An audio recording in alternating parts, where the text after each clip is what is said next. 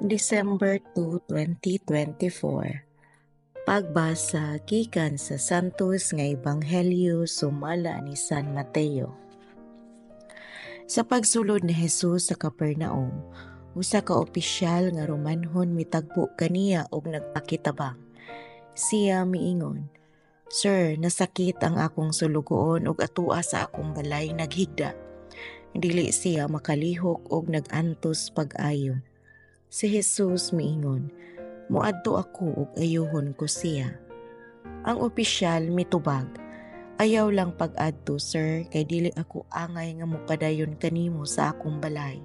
Isulti lamang ug mamaayo ang akong sulugoon." Ako mismo ubos sa pagbuot sa labawng mga opisyal ug aduna ako'y mga sundalo nga ubos sa akong pagmando.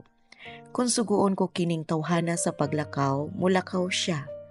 O kung suguon ko kanang tawhana sa pag-ari, muari siya.